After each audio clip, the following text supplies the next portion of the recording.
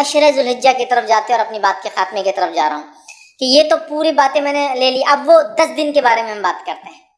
عشرہ ذوالحجہ جس کو کہتے ہیں، مطلب فرسٹ 10 days آف ذوالحجہ، حج کے مہینے کے پہلے 10 دن، ان ایام کی بڑی فضیلت ہے، یاد رکھیے۔ پہلے ذوالحجہ سے لے کر یوم النحر، مطلب 1 تاریخ سے لے کر 10، اور 10 کے دن ہم کیا مناتے ہیں؟ عید مناتے ہیں، یاد رکھیے، بقرعید جس کو کہتے ہیں عام زبان میں، ٹھیک ہے؟ تو یہ 10 دن کی فضیلت کیا ہے اس کی طرف ہم بڑھتے ہیں۔ تو ذوالحجہ کے پہلے 10 دن کی فضیلت کے تعلق سے نبی اکرم صلی اللہ علیہ وسلم فرماتے ہیں، صحیح بخاری کی روایت ہے، غور سے سنی کتنی فضیلت ہے ان دنوں کی، جس کو ہم بہت ایزی، بہت آسان اور بہت معمولی سمجھتے ہیں۔ حدیث کے الفاظ ہے، ذوالحجہ کے ابتدائی 10 دنوں کے مقابلے میں دوسرے کوئی ایام ایسے نہیں جن میں نیک عمل اللہ کو ان دنوں سے زیادہ محبوب ہو۔ مطلب ذوالحجہ کی پہلی 10 تاریخ میں جو اعمال انسان کرتا ہے اللہ کو اتنے پسند ہے کہ اتنا پسند اللہ کو باقی دوسرے دنوں میں کیے گئے اعمال محبوب نہیں ہیں۔ صحابہ کرام نے عرض کیا، اللہ کے رسول صلی اللہ علیہ وسلم کیا جہاد بھی نہیں؟ تو فرمایا اللہ کی راہ میں جہاد بھی افضل نہیں ہے۔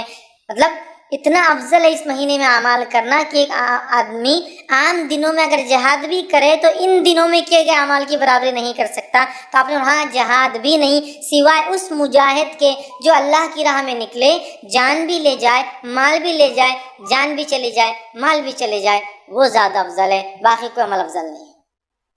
مطلب ذوالحجہ کے پہلے 10 دن میں آپ جو عمل کریں گے وہ عمل جہاد سے بھی زیادہ افضل ہے۔ صرف اس مجاہد کے مقابلے میں ہمارا عمل کم ہوگا ان 10 دنوں کا جو مجاہد جان مال دونوں لے کے جائے اور کھپا دے، مطلب ختم ہو جائے، ورنہ باقی سارے اعمال ان دنوں میں افضل ہے۔ تو گویا پتہ چلا ان دنوں میں کیے گئے اعمال سب سے افضل ہے، یاد رکھیے، سب سے افضل ہے۔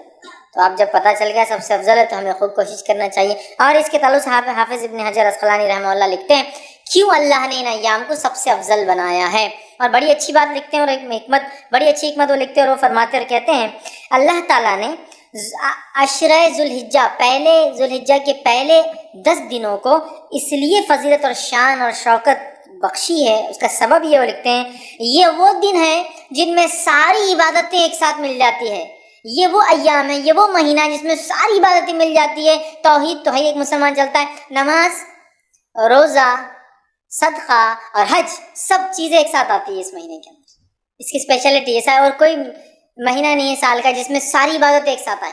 آپ بولیں گے روزہ کہاں سے آ گیا؟ میں آگے آ رہا ہوں روزے کی طرف۔ اس دن نفل روزہ رکھ سکتے ہیں آپ ان 10 دنوں کے اندر، آگے میں رکھوں گا انشاءاللہ۔ چونکہ ساری عبادتیں وہ کہتے ہیں ایک ساتھ مل جا رہی، سب سے افضل اعمال ہے، تو ظاہر سے صدقہ بھی سب سے افضل اسی مہینے کا ہے۔ تو وہ کہتے ہیں چونکہ سارے اعمال ایک ساتھ مل جا رہے ہیں، توحید تو ہے ہی، نماز ہو جا رہی ہے، روز انسان پڑھتا ہے، روزہ بھی ان ایام کے اندر ہے، پہلے تاریخ سے لے کر 9 تاریخ تک روزہ رکھنا یہ سنت، اور اللہ کے رسول ہمیشہ رکھتے تھے ہر سال یہ روزے، فرسٹ 9 روزے ذوالحجہ کے، پہلے 9 دن کے روزے، 10ویں دن تو عید ہے، ٹھیک ہے، رکھتے تھے۔ تو روزہ بھی مل گیا، نماز بھی مل گئی، توحید پر انسان تھا، صدقات بھی کرے چونکہ سب سے افضل عمل ہے، اور اس میں حج بھی آ جاتا ہے، سارے ارکان ایک ساتھ آ رہے ہیں۔ تو وہ کہتے ہیں اس وجہ سے اللہ نے یہ حکمت ہو سکتی ہے کہ ان 10 دنوں کو اتنی زیادہ اہمیت دی، اور واقع میں ایسا اور کبھی نہیں ہوتا، یاد رکھیے۔ لیکن ایک سوال، کیا شب قدر سے بھی افضل ہے؟ تو نہیں، یاد رکھیے، نہیں، وہ ایک اسپیشل ہے، اللہ نے قرآن میں جب بیان کر دیا تو اب اس کو ضرورت نہیں الگ سے وہ کرنے کی۔ شب قدر اور رمضان کا عشرہ اس کی ایک الگ ہی اپنی اہمیت ہے، وہ مستحکم، اس کی فضیلت بالکل ثابت ہے۔ اب جو باقی باتیں ہیں اس کے بعد ہی، اس کے نیکسٹ ہی ہوں گا، یاد رکھیے، ٹھیک ہے۔ تو سب سے افضل ہے، تو ان ایام میں ہمیں خوب سے خوب زیادہ زیادہ عمل کرنا چاہیے۔ اب وہ جو تکبیرات وغیرہ میں نے کہی تھی، روک دیا تھا، ایام تشریق میں کرنا ہے، اب عشرہ ذوالحجہ میں بھی تکبیرات کو کہنا ہے، اور پورے 10 دنوں تک، اور باقی کے 3 دن۔ تو آئیے تکبیرات میں سب سے پہلے ہم خوب تکبیریں کہیں۔ مسند احمد کی روایت ہے، آپ سے فرماتے رہے، کہتے ہیں ان 10 دنوں میں، مطلب ذوالحجہ کے پہلے عشرے میں کے مقابلے میں دوسرے کوئی ایام ایسے نہیں جن میں نیک اعمال اللہ کے یہاں زیادہ درجے والے ہو، لہٰذا ان دنوں میں کثرت سے اللہ کی وحدانیت بیان کرو، اللہ کی بڑائی بیان کرو، اور اللہ کی حمد بیان کرو۔ ان 10 دنوں سے زیادہ عمل اللہ کو کوئی پسند نہیں، لہٰذا اللہ کی وحدانیت، ایک ہونا بیان کرو، اس کی توحید بیان کرو، اور اس کے تعلق سے آپ آگے فرما رہے ہیں اس کی جو ہے بڑائی، اس کی تکبیر بیان کرو، اور اس کی حمد بیان کرو، ٹھیک ہے۔ اب آئیے اللہ کی وحدانیت بیان کرنے سے کیا مراد؟ لا الہ الا اللہ، یہ کہنا، یہ وحدانیت بیان کرنا ہے نا۔ اسی طرح اللہ کی جو تکبیر بیان کرنے سے کیا مراد؟ اللہ اکبر کہنا اور دیگر تکبیرات جو اللہ کی بڑائی بیان کرتی ہے وہ کہنا. اسی طرح جو اللہ کی حمد بیان کرنے سے کیا مراد؟ اس کی تعریف بیان کرنا، اس کی پاکی اور اس کی تعریف بیان کرنا، یہ اس سے مراد ہے. اور پہلے ذوالحجہ سے لے کر 10 ذوالحجہ تک جو تکبیرات کہتے ہیں ان تکبیرات کو مطلق کہا جاتا ہے، یاد رکھیے. تو پہلے ذوالحجہ سے لے کر 9 ذوالحجہ تک جو تکبیرات انسان بیان کرتا ہے اسے تکبیر مطلق کہتے ہیں، مطلب وہ تکبیریں جو مطلق ہیں. اور 10 ذوالحجہ سے لے کر 13 جو تکبیر بیان کرتی ہے اس کو کہتے ہیں تکبیر مقید، وہ قید ہوتی ہے، کسی عمل کے ماتحت چلتی ہے، یاد رکھیے. تو یہ تکبیرات ہیں. اب کیا تکبیرات بیان کریں؟ تو آئیے پہ کچھ چند تکبیرات جو ثابت ہے وہ آپ کے سامنے رکھ رہا ہوں جو ہم بیان کر سکتے ہیں. پہلی روایت مصنف ابن ابی شیبہ کی ہے، اس کے اندر آتا ہے کہ آپ جو تکبیر بیان کر رہے ہیں بڑائی وہ ہے اللہ اکبر اللہ اکبر اللہ اکبر لا الہ الا اللہ واللہ اکبر وللہ الحمد. یہ سب سے کامن ہے جو ہم لوگ عموماً کرتے ہیں. اللہ اکبر اللہ اکبر اللہ اکبر 3 بار ہے.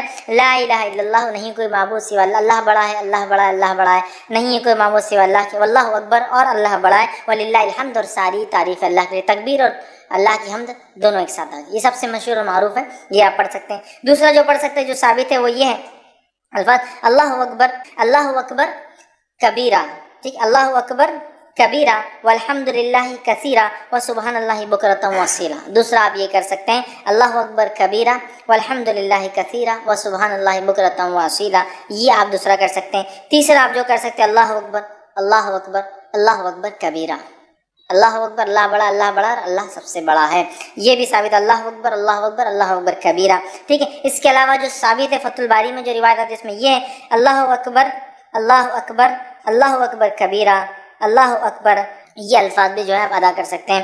اس کے علاوہ ایک اور جو الفاظ ثابت ہے وہ یہ ہے سبحان اللہ والحمد للہ لا الہ الا اللہ واللہ اکبر اللہ اکبر وللہ الحمد. یہ تمام تسبیحات آپ کثرت سے ان ایام میں پہلے سے لے کر 13 تک کثرت سے بیان کر سکتے ہیں. صحابہ کا ان ایام میں کیا معمول تھا جو میں نے رکھا تھا نا کہ تکبیرات آپ نہیں پڑھتے، وجوہات شرم آتی فلاں، صحابہ کا کیا معمول تھا؟ آئیے امام بخاری نقل کرتے ہیں کہ عبداللہ ابن عمر رضی اللہ عنہما اور ابو ہریرہ رضی اللہ عنہ یہ دونوں صحابی جو ہے ان 10 دنوں کے اندر بازار کی طرف جاتے اور بازار میں جاتے اور اتنے زور سے تکبیر کہتے ہیں کہ لوگ بھی ان کی تکبیرات کو سن کر وہ بھی تکبیر کہتے ہیں. اب اگر ہمارے دور میں کوئی تکبیر بولتا گیا تو وہ ایک تو پاگل ڈکلیئر ہو جائیں گا، ایکسٹرا آرڈنری، حد سے زیادہ کہے کو دکھاوا کر رہے بھیا تم، یہ کرنا والی چیز ہے. اگر یہ دکھاوا ہوتی صحابی کبھی نہیں کرتے تھے، یہ کرنے والے اعمال تو یا تو وہ ہو جائیں گا یا تو پھر اللہ کا ولی ڈکلیئر ہو کے عام لوگوں سے بڑا ہو جائے گا. اللہ کا ولی بھائی ہم نہیں کر سکتے، نیکسٹ آگے یہ ہو جائے گا معاملہ. صحابہ نکلتے تھے اتنی زور سے بولتے تھے کہ سننے والے غفلت میں بازار میں لوگ مارکیٹ میں بھول گئے یار یاد آ گیا ذوالحجہ چالو ہے اور اس کے اپنی نہیں بولو تکبیرات بیان، تو اتنی زور سے بیان کرتے ہیں کہ لوگ ان کی تکبیرات سن کر تکبیر بیان کرتے ہیں. عبداللہ بن عمر رضی اللہ عنہ کے تعلق سے آتا ہے کہ مینا میں اپنے خیمے میں مطلب حج کے لے جاتے ہیں، مینا میں اپنے خیمے میں اتنی زور سے تکبیر بولتے ہیں کہ آواز مسجد میں چلے جاتی تو مسجد والے تکبیر بولتے، مسجد والے تکبیر بولتے تو آواز بازار میں چلے جاتی تو بازار والے تکبیر بولتے. اور چنانچہ روایت میں آتا ہے کہ مینا تکبیرات سے گونج اٹھتا تھا، بخاری کی روایت ہے. مطلب وہ یہاں بولتے تو مسجد والے سن لیتے، مسجد والے بولتے تو بازار والے سن لیتے، بازار والے بولتے تو اتنی زور سے آواز ہوتی کہ پورا مینا آواز سے گونجتا تھا لوگوں کی تکبیرات لوگ بیان کریں. جیسے حج میں ہوتا ہے نا، تو یہ حج میں تو کرنا ہی ہے، بازار میں بھی کرتے تھے. مطلب یہ حج کو نہیں کہتے شروعات میں، بازار میں بھی کرتے چلتے پھرتے. تو ہمیں خوب تکبیرات اس مہینے میں بالخصوص 1 سے لے کر 10 اور 10 سے لے کر 13 تک بیان کرنا ہے. تو اسے پتہ چلا کہ ہمیں چلتے پھرتے اٹھتے بیٹھتے میں تکبیرات بآواز بلند زور سے بیان کرنا ہے. اور عورتیں چونکہ وہ زور سے نہیں کر سکتی تو وہ پست آواز میں ہلکی آواز سے اپنے گھروں میں کریں گی. ہاں اگر گھر میں غیر محرم کے سننے کے ڈر نہ ہو تو عورتیں بھی بلند آواز میں تکبیرات پڑھیں گی. سمجھ لیجیے گھر میں صرف محرم ہے، بھائی ہے، والد ہے، بچے ہیں، سگے بھانجے بھتیجے محرمات، تو عورت تیز بول سکتی ہے. لیکن ڈر ہو کہ غیر محرم سنیں گے تو پھر پست آواز میں بولیں گے، لیکن عورت بھی بولیں گی. اور میں تو کہتا ہوں عورت ہی پہلے بولے تو پھر بچے بھی بولیں گے، بچے تو ماں سے ہی سیکھیں گے نا. بہرحال تو عورت بھی بول سکتی ہے. ٹھیک ہے. اسی طرح جو ہے تکبیرات کے علاوہ ان ایام میں ہمیں کیا کرنا ہے؟ تو ان ایام میں ہمیں روزے رکھنا ہے. کون سے؟ عشرہ ذوالحجہ، پہلے ذوالحجہ کے پہلے عشرے کی بات چل رہی ہے ہماری. تو اس میں کیا کرنا ہے؟ تکبیرات کے علاوہ روزے رکھنا ہے. نبی اکرم صلی اللہ علیہ وسلم کے تعلق سے آتا ہے، صحیح مسلم کی روایت ہے، مجھے اللہ تعالیٰ سے امید ہے کہ اس دن کا روزہ 9 ذی الحجہ، ایک سال پچھلے اور ایک سال اگلے گناہ کا کفارہ بنے گا. تو 9 ذی الحجہ کو تو رکھنا ہے، یہ غیر حاجی کے لیے، حاجی نہیں رکھیں گا.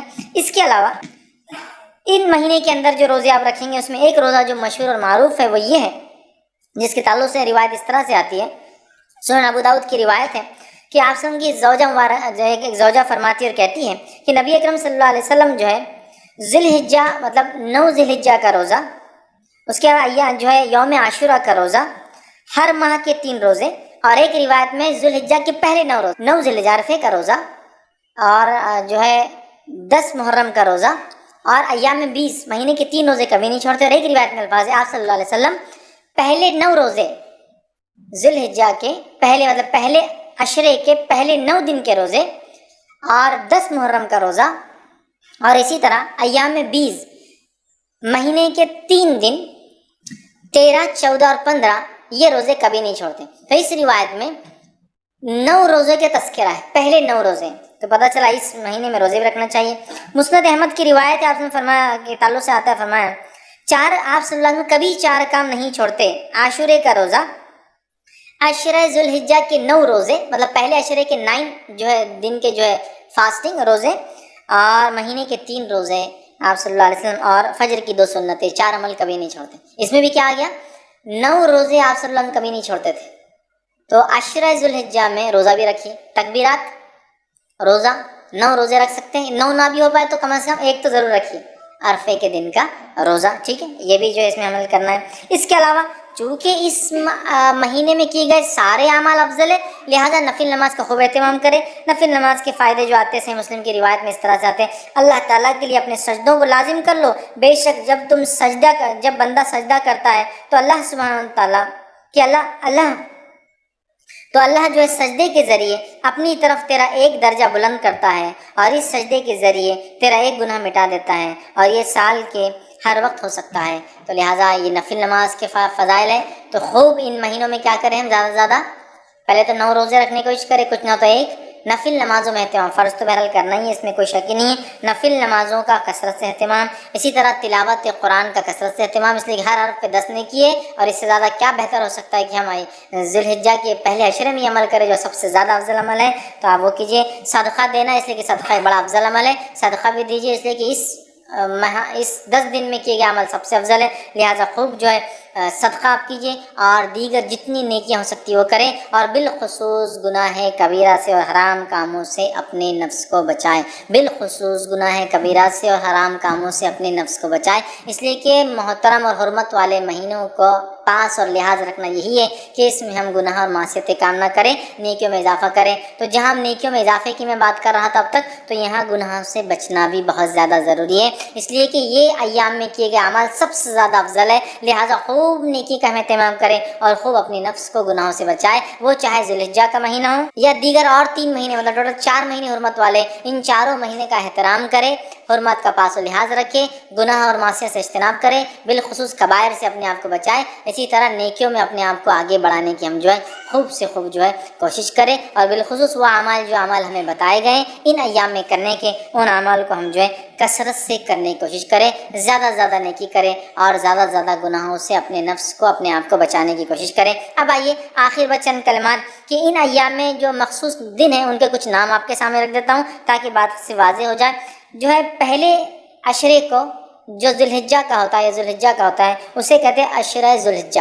تو عشرہ ذی الحجہ، عشرہ کا معنی 10 ہوتا ہے، تو عشرہ ذی الحجہ بولے تو بعد کے 10 دن یا آخر کے 10 دن نہیں یاد رکھیں. جب بھی روایت میں آئیں گا عشرہ ذی الحجہ تو معنی ہے پہلے 10 دن، فرسٹ 10 days. ٹھیک ہے. اس کے علاوہ دوسرا جو ہے یوم الضحیٰ، یہ جو ہے عید الاضحیٰ کے دن کو کہتے ہیں یوم الضحیٰ. اسی طرح جو ہے ایک اور دن ایام معلومات، جو ہم نے ابھی دیکھا قرآن کی آیت میں جو ہے جو سورہ حج کی آیت میں 27 میں، وہ ہے 10، 11، 12 اور 13. یہ ایام معلومات ہیں، ان کو ایام معلومات بھی کہا جاتا ہے. ایام معلومات مطلب 10 ذی الحجہ، 11 ذی الحجہ، 12 اور 13 ذی الحجہ. اسی طرح ایام تشریق 11 ذی الحجہ، 12 ذی الحجہ اور 13 ذی الحجہ کو کہا جاتا ہے. اسی طرح یوم عرفہ 9 ذی الحجہ کو یوم عرفہ کہا جاتا ہے. اسی طرح یوم النحر یوم النہر 10 ذوالحجہ کو، عید کے دن، یوم النہر مطلب قربانی کا دن، خون بہانے کا دن، تو یوم النہر 10 ذوالحجہ کو کہا جاتا ہے، عید کے دن کو کہا جاتا ہے۔ اسی طرح جو ہے یوم الترویہ کہا جاتا ہے 8 ذوالحجہ کو، جب جو ہے حاجی جو ہے مینا میں جو قیام کرنے آتے ہیں، اور یہ بات جو ہے سنن ابو داؤد میں آتی ہے، تو اس کو یوم الترویہ کہتے ہیں، جو 8 ذوالحجہ ہوتے ہیں۔ تو یہ چند نام ہیں۔ اسی طرح جو ہے لیلۃ لیلۃ الحسبہ کہتا ہے، ایام تشریق کے بعد جو ایک رات آتی ہے 14 کی، اس کو لیلۃ الحسبہ کہتے ہیں۔ تو یہ چند نام تھے جو ان دن میں ایام تشریق، یوم النہر، عید الاضحیٰ،